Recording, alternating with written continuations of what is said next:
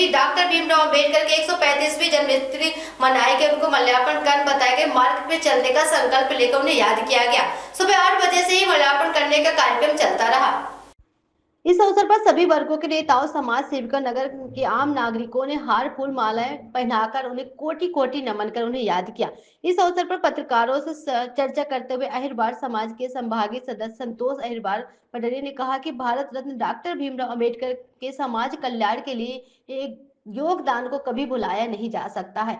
बाबा साहेब की न्याय, समानता और समरसता की विरासत हमें हमेशा प्रेरित करती रहेगी। वही गंजवा बसौदा अहिरबार समाज के ब्लॉक अध्यक्ष अरमान सिंह सूर्यवंशी ने बताया कि डॉक्टर भीमराव अम्बेडकर जी का जीवन संघर्ष, ज्ञान और संकल्प का अद्वितीय उदाहरण है।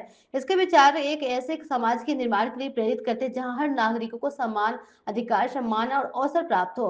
आइए हम उनके आदर्शों को अपनाकर सामाजिक न्याय, समानता और सशक्तिकरण के उनके सपने को साकार करने का संकल्प लें। इस अवसर पर सभी वर्गों के महिलाएं, पुरुष और बच्चों ने भी अम्बेडकर चौक पर स्थापित डॉक्टर भीमराव अम्बेडकर की प्रतिमा पर माल्यार्पण कर संकल्प लिया।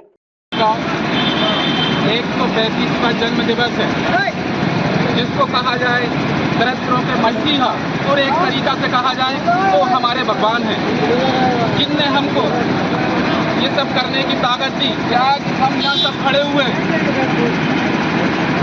उनकी कलम में इतनी ताकत है कि आज यहाँ पे सर्व समाज, एक नहीं सर्व समाज उनका सम्मान कर रही है।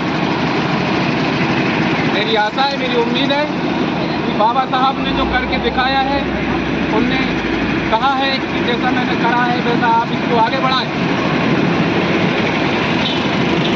आज अंबेडकर जयंती में क्या कार्यक्रम हुआ उसके बारे में बताया। देखिए,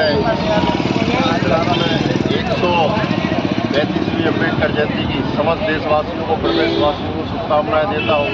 और जैसा कि आप जानते हैं कि हर वर्ष की तरह इस वर्ष भी अम्बेडकर जयंती का पूरे नगर में होती हुई हम शोभा यात्रा निकालेंगे।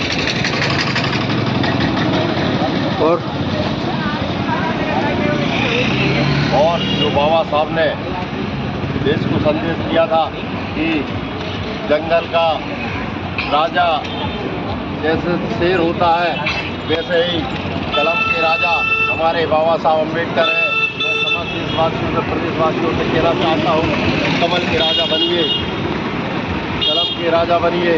जो पढ़ेगा वही दहाड़ेगा। जय भीम।